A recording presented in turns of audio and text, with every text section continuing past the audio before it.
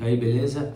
Então hoje, continuando aqui o nosso estudo do livro A Vida Intelectual, do Padre Sertianges, a gente vai para o capítulo 4, que ele fala sobre o tempo do trabalho. E ele começa assim no item 1, o trabalho permanente.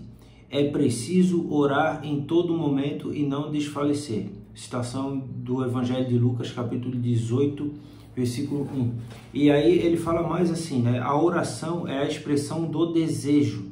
Seu valor é constituído por nossa aspiração interior, por seu teor e por sua força.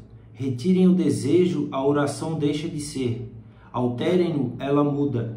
Reforcem ou atenuem sua impetuosidade, a oração alça voo ou perde asas. Ou seja, quando a gente vai orar, toda vida que nós vamos pedir alguma coisa para Deus, é porque nós estamos desejando algo. Então ele fala aqui desse desejo, né, que nós temos que ter o desejo de fazer as coisas acontecerem. Então, se a oração, que é a maior súplica que a gente pode fazer, a gente necessita desse desejo, para as outras coisas também nós necessitamos.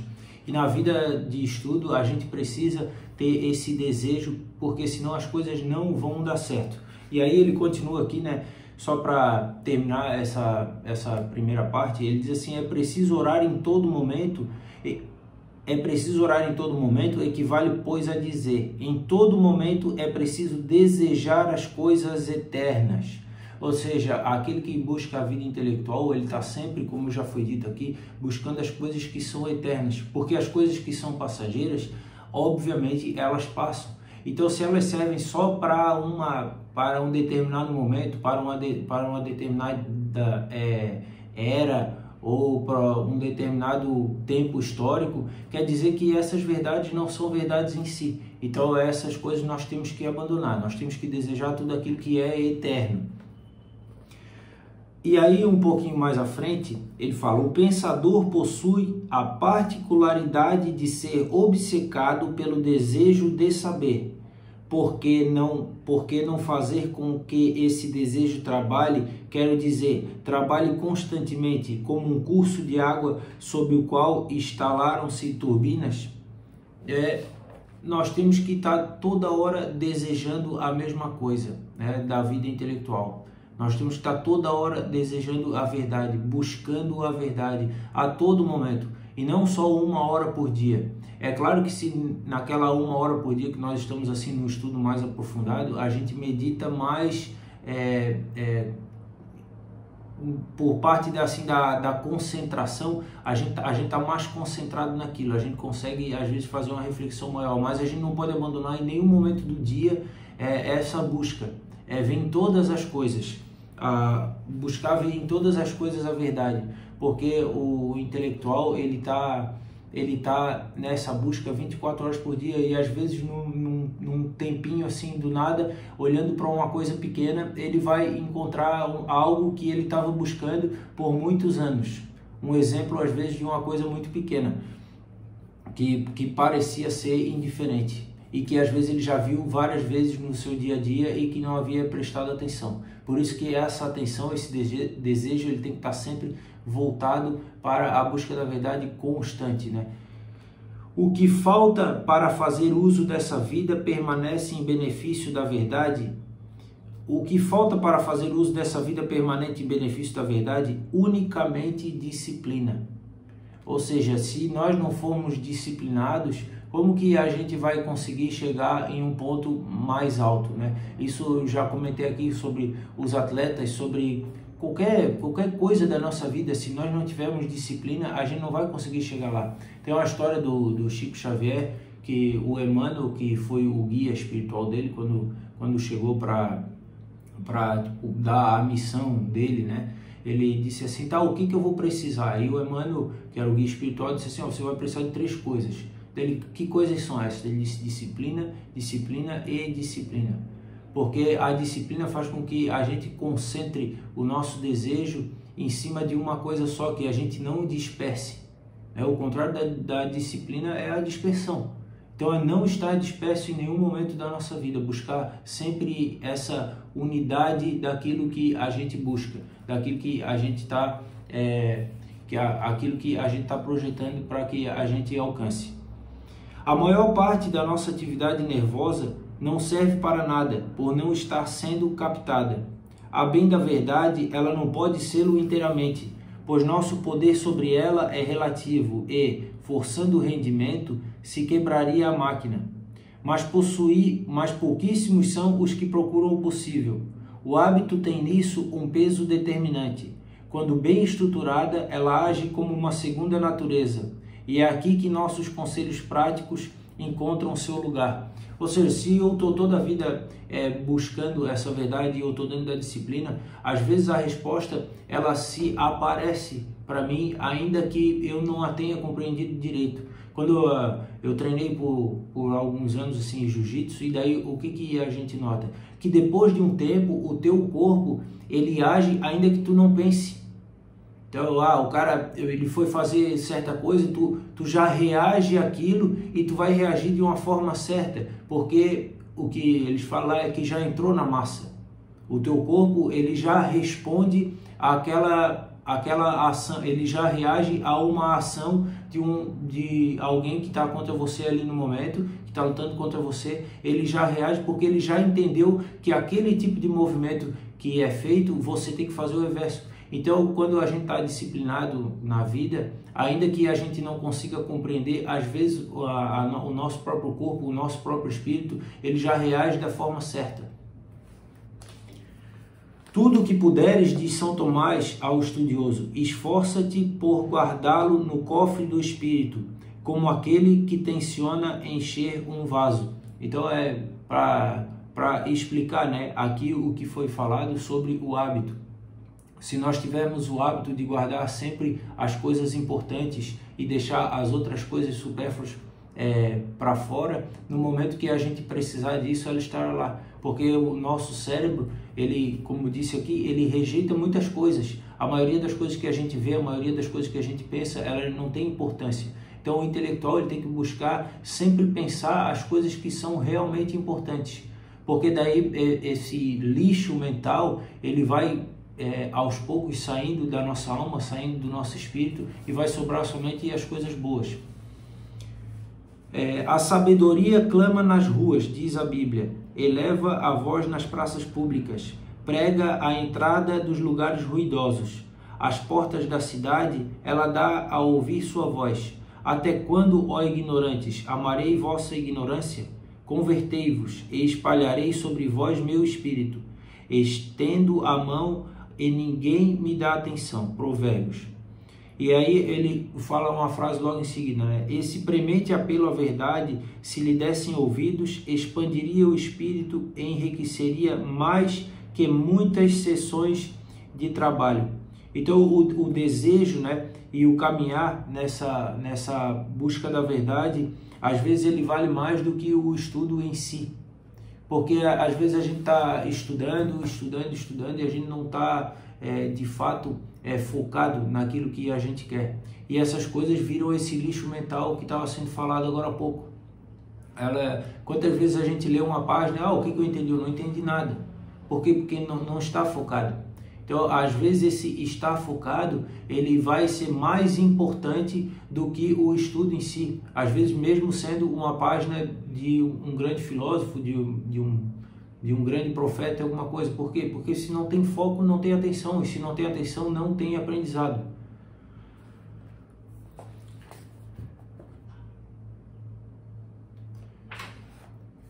Tudo contém tesouros, porque tudo está em tudo. Essa frase aqui, eu acho interessante, porque quando a gente vê assim, né, Jesus, quando ele falava as parábolas dele, ele pegava atos simples da vida e dizia verdades universais. Aqui, um grande pensamento pode nascer acerca de todo e qualquer fato. Então Jesus, quando ele ia falar do céu, ele não tentava traduzir o céu em si, como é que ele era. Porque tudo está em tudo. Todas as coisas que foram criadas por Deus. Então, quando a gente pega assim um artista, eu vou lá e pego um quadro do Leonardo da Vinci. Às vezes eu não conheço o quadro dele, mas eu sabendo do estilo dele, dos traços como ele faz, eu posso mais ou menos saber que aquela obra ali se trata dele. Então, a obra de Deus, ela está em todo o universo. E é através desses pequenos exemplos a gente pode tirar verdades universais. É o que fazia Jesus nas suas parábolas, né? Através das suas histórias simples. Um bom número de santos, de grandes capitães, de exploradores, de cientistas, de artistas, o foram por ter encontrado uma personalidade eminente e ouvido o som de uma alma. Os ecos desse chamado silencioso se fizeram ouvir neles até o fim de sua vida, e era um clamor que os tocava em frente, uma correnteza invisível os carregava. Então veja, né, essa vontade de andar numa certa direção. É isso aí que todos os gênios tinham, que todos os profetas tinham, que todos os santos tinham. Eles tinham uma vontade que, às vezes, não compreendendo o meio do caminho, eles sabiam que eles estavam no lugar certo. Então a gente colocar essa vontade na nossa vida, né, esse objetivo, com obviamente disciplina, vai fazer com que a gente chegue num local muito mais, num local muito mais longe do que a maioria das pessoas consegue alcançar. Por quê? Porque se tem esse objetivo, se tem essa disciplina, esse tempo aproveitado. Porque, como foi falado aqui agora há pouco, né, às vezes eu estudo 8 horas, mas não aproveito 30 minutos. Então, esse aproveitamento das coisas que eu faço, é isso aí que vai fazer eu chegar mais longe.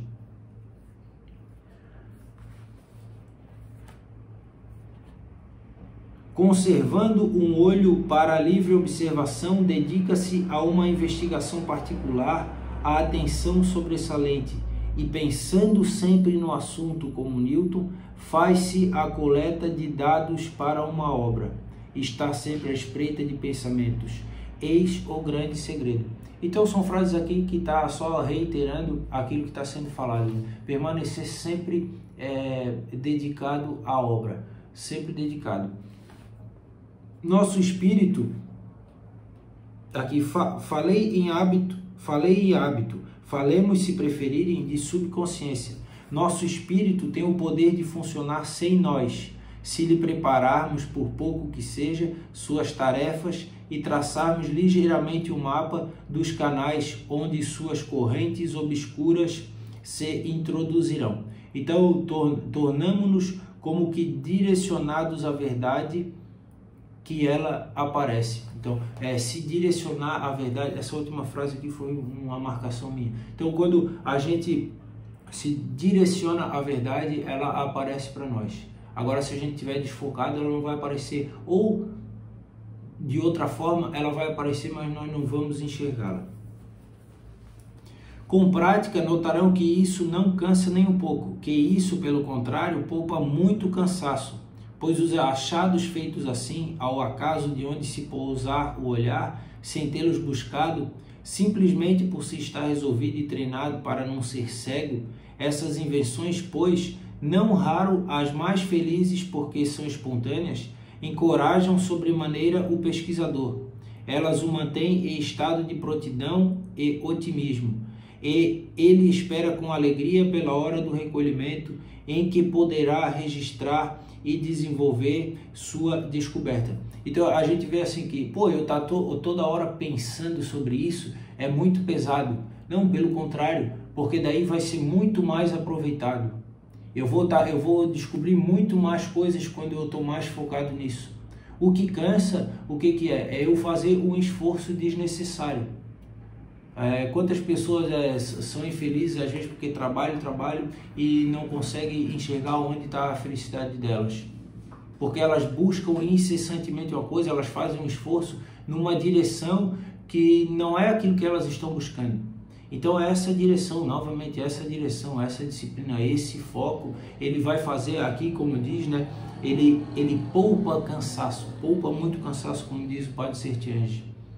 Então é isso aí que nós temos que buscar, né? São coisas que a gente vai quebrando para que a gente entenda que essas pessoas, apesar de elas pensar muito sobre o assunto, elas viviam menos cansadas mentalmente e espiritualmente do que aqueles que não pensam. Porque eles estão sempre numa busca de algo que eles não conhecem.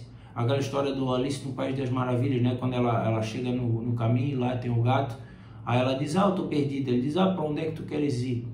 Ela diz, eu não sei. Ela, se tu não sabes para onde ir, qualquer um dos lugares vai te levar a algum lugar, né? Então, ela não tinha foco, então ela estava perdida. Agora fala do trabalho à noite, que é o segundo item, né? Com muita frequência, clarões ocorrerão durante uma insônia de alguns minutos, quem sabe até de um segundo apenas. É preciso conservá-los. Confiá-los ao cérebro relaxado seria imprimi-los em água. Então, às vezes, assim, à noite, né, a gente tá... tem uma ideia que legal, veio uma frase legal na minha cabeça. Eu vou deixar para o meu cérebro que está ali totalmente relaxado. Não, é como eu disse aqui, né? Seria como imprimi-los em água. Você vai se perder. E aí aqui ele continua, né? Assim, tome uma atitude melhor. Tenham à mão um bloco de anotações ou uma caixa de fichas. Anotem sem tentar ficar bem despertos, sem acender a luz na medida do possível, e tornem a mergulhar em suas sombras. Ou seja, quando vier um pensamento, anota aquele pensamento e deu. Não buscar, não, eu vou me preparar, vou botar outra roupa, vou botar minha pantufa, vou ligar a luz. Não, porque daí ele já pode ter se perdido.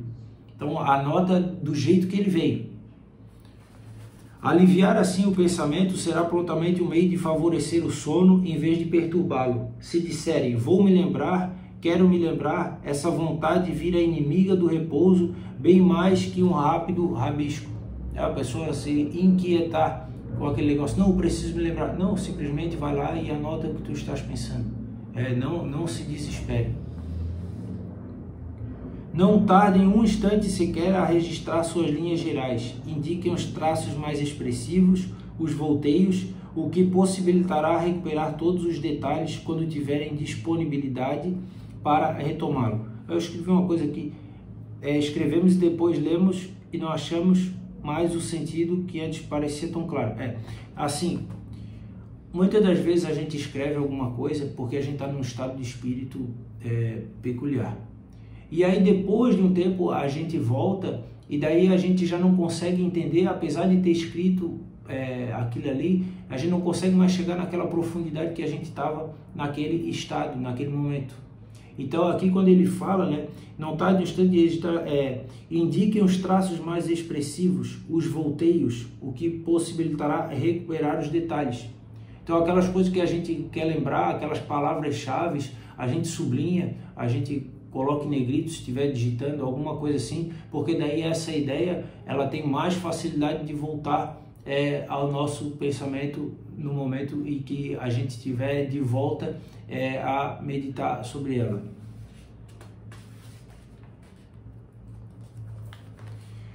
Não façam nenhum esforço que retarde o sono, pelo contrário, tranquilizem-se com este pensamento: o universo trabalha por mim, o determinismo é o escravo da liberdade e, enquanto eu descanso, ele girará a mó de seu moinho. Eu posso diferir meu esforço. Os céus giram e, enquanto giram, eles fazem com que se mova em meu cérebro o mecanismo delicado que eu talvez distorcesse. Eu durmo, a natureza vela. Deus vela e eu recolherei amanhã um pouco de seu trabalho. Então, tem um livro que fala de um cientista que ele dizia que às vezes ele estava com os problemas que ele não conseguia resolver, e ele dizia que sempre que ele ia dormir, acontecia de quando ele acordava, os pensamentos estavam mais claros e muitas das vezes ele conseguiu chegar na solução daquele problema. Por quê? Porque o espírito não para de trabalhar, né? Quando a gente dorme, o espírito não dorme. Então, muita gente aí que é materialista diz que não, isso é por causa das sinapses e não sei o que, o teu cérebro continua a organizar. Isso aí é o espírito, porque o cérebro não funciona sem o espírito. Então o espírito ele continua trabalhando e sem a matéria ele está mais livre. Então nesse momento a gente dormir pensando no problema de forma tranquila e querendo realmente achar a verdade, Deus vai dar essa verdade para nós se ele assim a quiser, porém a gente se abre para que essa verdade chegue até nós, né? A gente facilita essa verdade, porque muitas das vezes Deus quer dar e a gente não está aberto, ou ele está dando e a gente não está vendo. Então, estar aberto a essa verdade, né? Dormir pensando, orar, que lá no começo disse, né? Que é esse desejo, desejar isso, para que daí sim a gente receba, né? Pedir e obtereis. O repouso não é uma morte, é uma vida, e toda a vida tem seu fruto. Ou seja, é aquilo que estava sendo falado agora, né? O espírito ele continua trabalhando. Então, até no momento que eu for dormir, eu tenho que manter o meu foco. O início e o fim do dia. Terceiro item.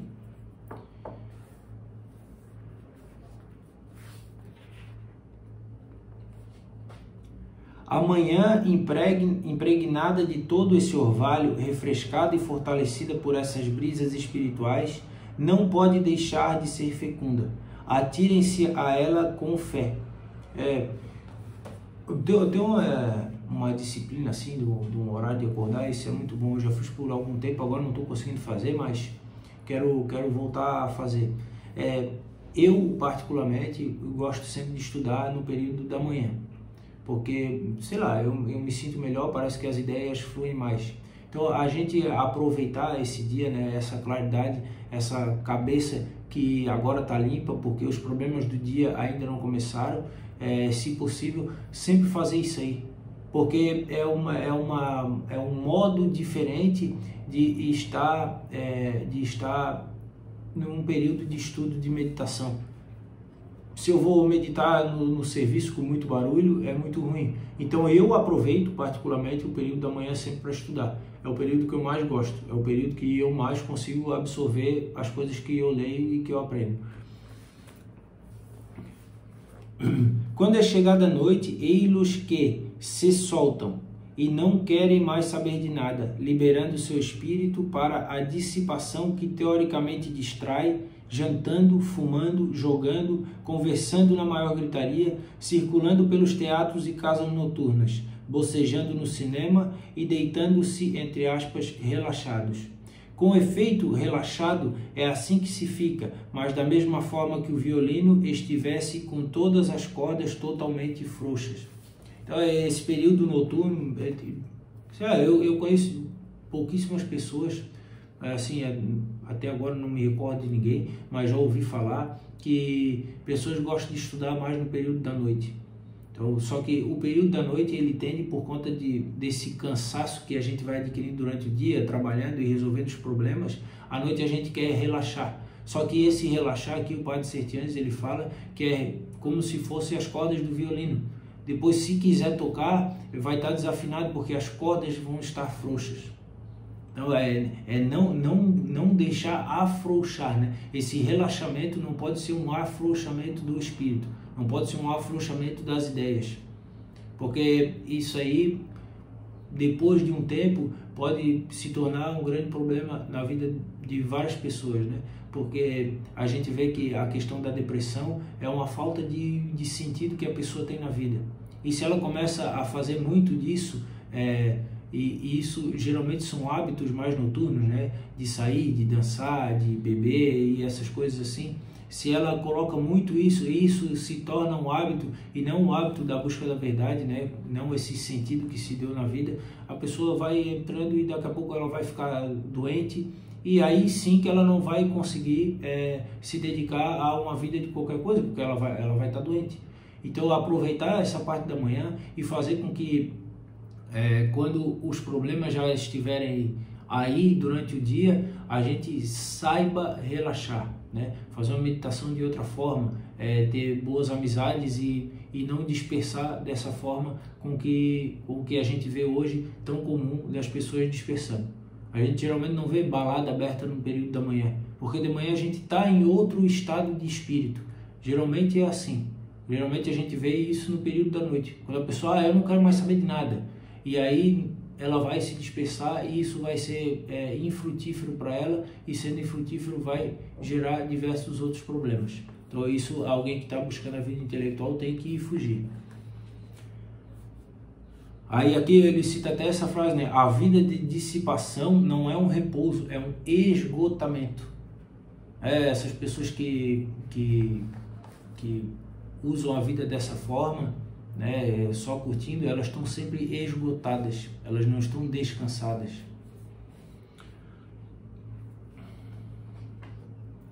E agora o item 4, os instantes de plenitude. Para que esse tempo fique reservado e esteja realmente livre, tenham regularidade no horário e presteza no ato de se levantar, além de uma alimentação leve. Fujam das conversas vazias, das visitas inúteis. Limitem a correspondência ao estritamente necessário. Amordacem os jornais.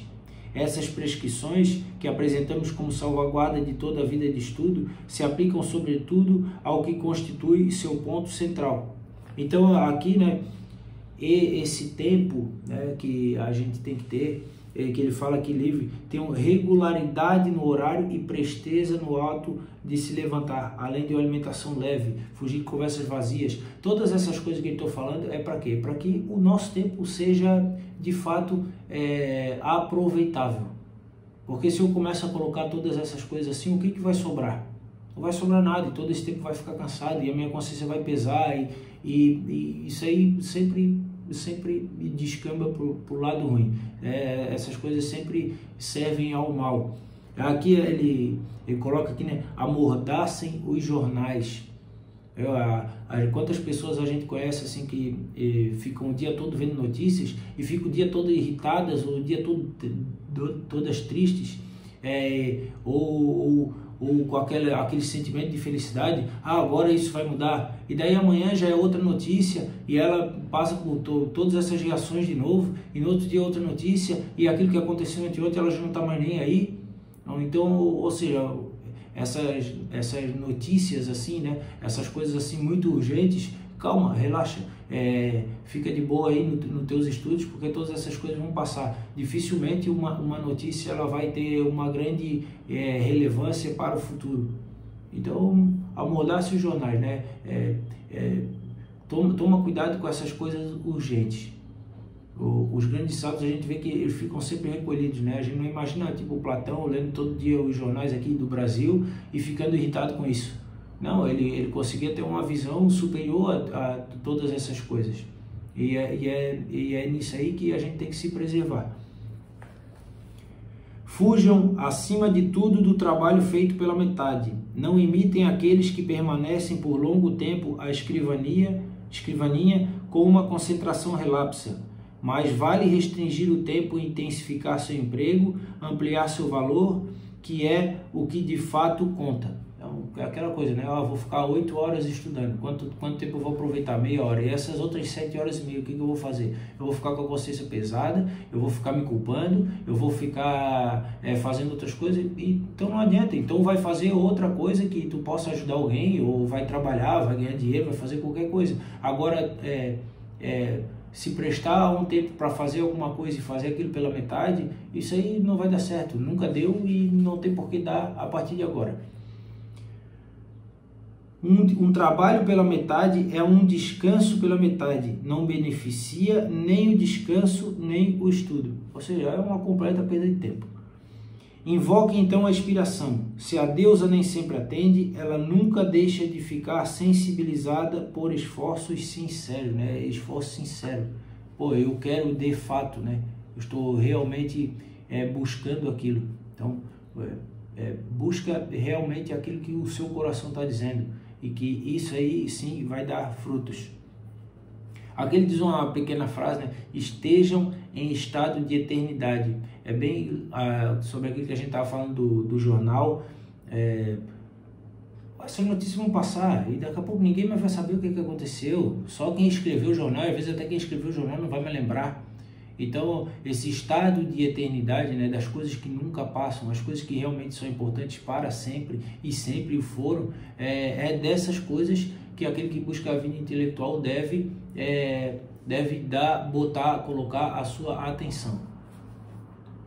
Se os senhores têm deveres, deem-lhes no devido tempo o que lhes cabe. Se têm amigos, combinem encontros oportunos.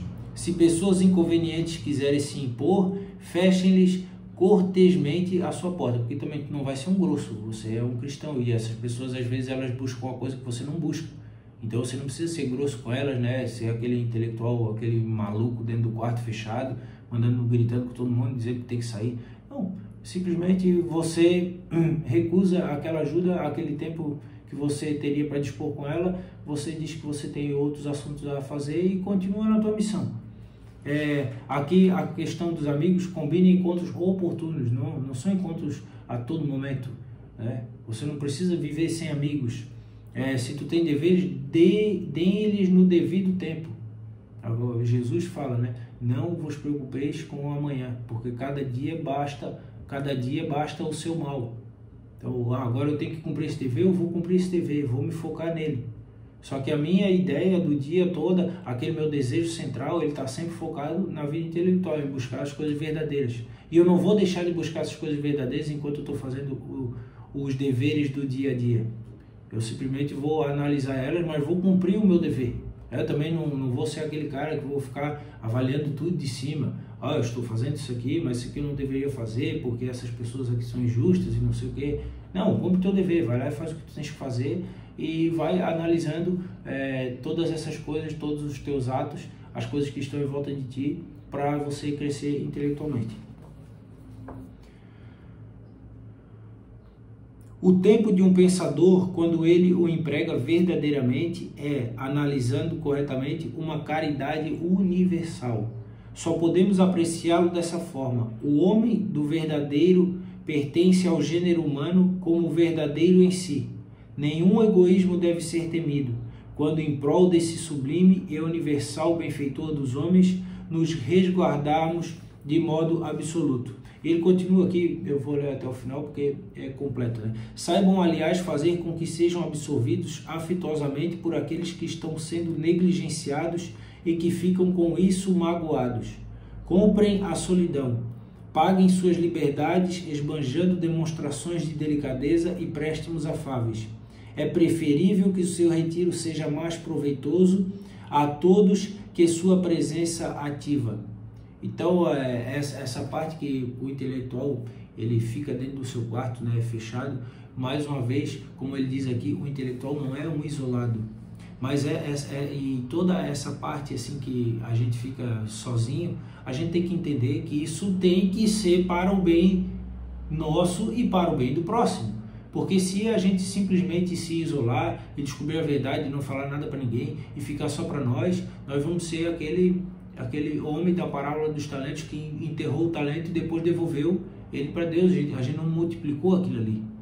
Então a gente, esse período que a gente está aqui é para que a gente se fortaleça para a gente poder ajudar outras pessoas. Então, não é um negócio egoísta, como diz aqui. Parece ser egoísta, mas não é. Porque o foco é ajudar a Deus. O foco é a gente estar cada vez mais perto de Deus.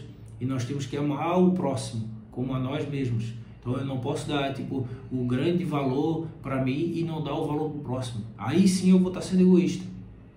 Então toda essa vida de estudo, ela serve para que um dia a gente consiga talvez descobrir alguma coisa e auxiliar pessoas com esse nosso trabalho. Fechou? Então é isso. Próximo vídeo daí a gente fala sobre o campo do trabalho. Valeu!